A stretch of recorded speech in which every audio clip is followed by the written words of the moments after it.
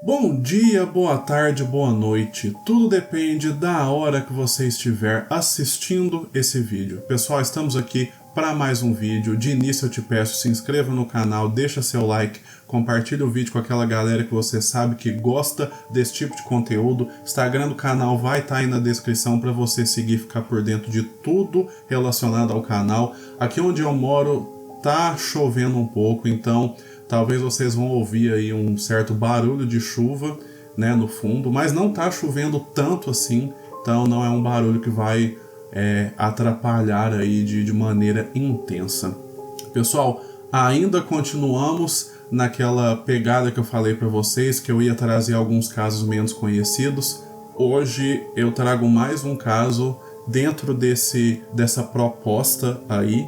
O caso de hoje é um caso que aconteceu em Denver, no Colorado, Estados Unidos. É o caso da garota Leah Porter. Leah Porter era uma jovem americana de 19 anos. Ela era uma jovem comum, assim como outras. Sua família a amava bastante.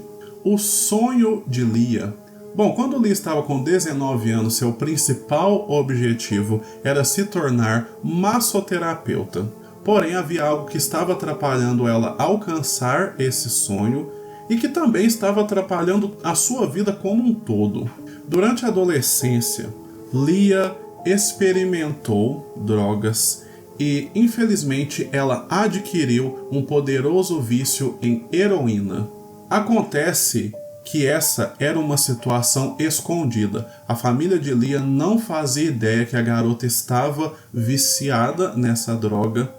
E cada vez mais a garota estava com um quadro de depressão e sua depressão aumentava cada dia mais. Bom, enquanto isso tudo acontecia, Leah morava com sua família, mas quando ela chegou num ponto crítico, que o vício dela já estava atrapalhando ela demais, já tinha tomado conta de sua vida, ela saiu da faculdade e se mudou para Denver, no Colorado.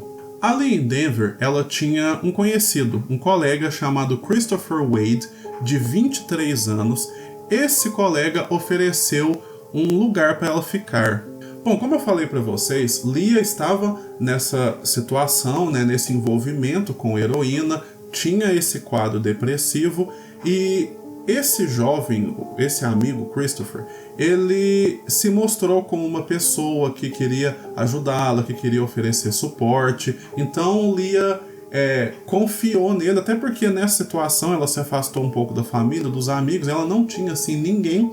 Então Christopher sabia da situação dela e mesmo assim então ele disse para ela que não tinha problema, que ele oferecia ajuda, que ele queria ajudar ela a passar por essa situação. Então ele ofereceu um lugar para ela ficar. A Leah tinha um irmão chamado Max. Então a Leah, seu irmão Max e esse Christopher, os três, eles eram amigos da época do ensino médio. Na verdade, o Christopher era mais amigo do Max do que da Leah. Ele conhecia a Leah porque como ele era amigo do Max, né, o irmão dela, aí ele conheceu a garota. Então assim, por mais que eles não fossem amigos próximos, mas a Leah estava sem amigos na época, ela sabia que o Christopher era amigo do irmão, então ela resolveu confiar nele. Nessa época o Christopher, né, morava em Denver. Eles começaram a conversar, né, a conversar novamente, porque desde a época do ensino médio eles não conversavam. Começaram a conversar novamente e eles conversaram por cerca de 3 meses até que ela decidiu mudar para Denver. Ok, para contextualizar, isso tudo está acontecendo, estamos no ano de 2014. No dia 3 de junho desse ano, o irmão e a mãe de Leah começaram a ficar alarmados porque a garota parou de responder às mensagens deles. A mãe da Leah e o Max, o irmão dela, ambos sabiam que a Leah tinha ido para Denver, né, para morar com o Christopher. Então, quando a Leah parou de responder as mensagens, 2 dias depois, a mãe dela ligou para o Christopher para saber da filha. Porém, nessa ligação, o Christopher diz que no dia que a Leah chegou em Denver, ela fugiu com uma outra pessoa. Então Christopher disse que ela nem chegou a ir para a casa dele. Quando ela chegou lá em Denver, ela já foi embora com outra pessoa. Nesse momento então, ou seja, imediatamente, a família da garota já entra em contato com a polícia. As autoridades então iniciam uma busca pela garota e eles rapidamente localizam o carro dela estacionado no complexo de apartamentos no qual o Christopher morava. E dentro do carro dela, todos os seus pertences estavam lá, suas malas, suas bolsas, tudo que ela tinha levado na viagem estava lá. Nessa hora, então, naturalmente, a polícia vai no apartamento de Christopher e para falar com ele. O Christopher, sem resistência, por vontade própria, ele permite que os oficiais entrem e vasculhem o seu apartamento. Eu estou dizendo isso porque a polícia, para eles entrarem e vasculharem o apartamento de alguém, eles precisam de uma ordem judicial, Porém, o Christopher, de boa vontade, ele permitiu que os policiais entrassem ali no apartamento. Era uma maneira dele demonstrar que ele tinha as mãos limpas, que ele não tinha nada a ver com qualquer coisa relacionada à Leah. A polícia então não encontrou nada no apartamento de Christopher. A busca por ela então continuou e o Christopher participou dessas buscas. Inclusive, no Facebook, ele publicou, ele fez posts falando do desaparecimento da menina. Ele publicava frases do tipo: Leah, por favor, volte pra gente, onde você está. Assim que sua irmã desapareceu, Max se lembrou de alguns rumores, alguns boatos que corriam na época da escola relacionados ao Christopher. O que se falava na época é que o Christopher tinha comportamentos estranhos, que ele era uma pessoa estranha. Teve gente até que alegou que o Christopher ele já havia capturado e abusado de garotas. Porém, ninguém tinha nenhuma evidência, ninguém sabia de nada. As pessoas, baseadas no jeito do Christopher, na aparência dele, as pessoas então começaram a criar diversas histórias e teorias. Bom, então a garota sumiu, a polícia vasculhou o apartamento do Christopher, não achou nada. A polícia também decidiu dar uma vasculhada no histórico de Christopher, para saber da vida dele. E nesse momento a polícia descobre que o Christopher ele servia o exército, mas ele foi desligado depois de uma tentativa de sequestro, estupro e assassinato de uma garota. O Christopher tentou essas coisas com uma garota e por conta disso ele foi desligado. Ficou apenas na tentativa porque a irmã da garota chegou em casa e viu, o Christopher lá, tudo que estava acontecendo. Então o Christopher saiu correndo e não conseguiu, felizmente, ele não conseguiu fazer nada de grave com a moça. Durante a busca que a polícia fez no seu apartamento, como eu falei, a polícia não encontrou nada relacionado a Leah. A polícia encontrou um item que gerou uma certa curiosidade. A polícia encontrou uma mochila cheia de roupas íntimas femininas. Quando questionado sobre essas roupas, o Christopher disse que aquilo era para uso pessoal. Ele gostava de usar roupas íntimas femininas. A polícia também vasculhou o seu histórico de buscas na internet e suas buscas recentes incluíam buscas por pornografia. Bom, a polícia então não acha nada diretamente relacionado com Leah, mas por conta da polícia ter achado esses detalhes e por conta da polícia ter descoberto posteriormente que o Christopher havia sido desligado do exército por conta de uma tentativa de crime justamente contra uma garota, a polícia então achou por bem voltar ao apartamento do rapaz e ali, numa segunda busca, a polícia notou que no colchão da cama do Christopher tinha manchas de sangue. Então, quando a polícia acha essa mancha de sangue no colchão, a situação já fica apertada para o lado do Christopher. Porém, ali a polícia ainda não podia, formalmente acusá-lo de alguma coisa ou levá-lo preso, porque, não tinha como eles ali, a olho nu, dizerem de quem que era aquele sangue. Porém, não demorou muito tempo para que mais evidências aparecessem. O telefone de Leah tinha sido rastreado. E aí, eles conseguiram rastrear uma chamada que foi feita para o telefone dela, foram atrás e o telefone dela estava localizado num aterro sanitário ali perto. A polícia então acha o celular dela ali, mas o corpo dela não está ali do lado do celular.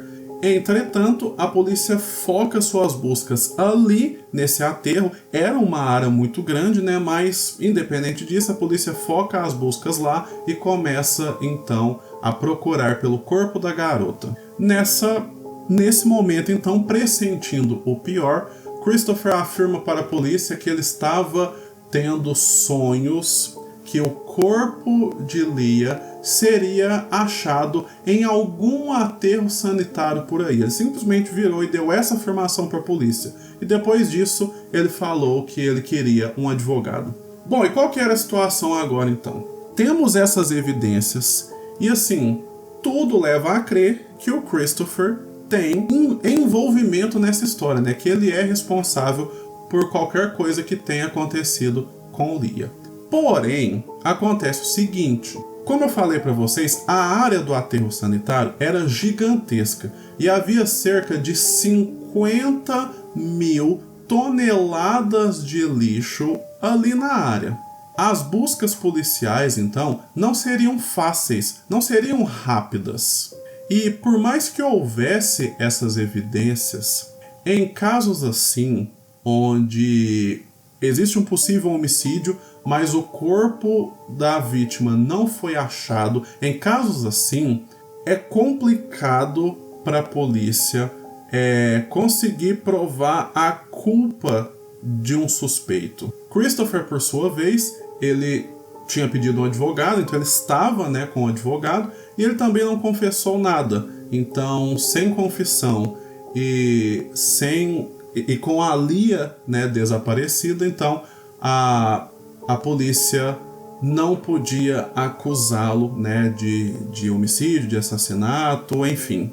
Porém, Max, o irmão de Leah, decidiu que a situação não ficaria assim, então ele bolou um plano para que Christopher confessasse. Max então foi conversar com Christopher de forma amigável. Ele não foi questionar o Christopher sobre o que aconteceu nem nada. Como eu disse para vocês, o Christopher era um amigo do Max e da Leah, da época do ensino médio. Então o Max, ele chamou o Christopher, para conversar, falou: opa, e aí, como é que você tá? Nossa, lembro da época de escola e tal, mas e aí, como é que tá a vida e tal, Já chegou, assim, nesse tipo de conversa para ganhar a confiança dele.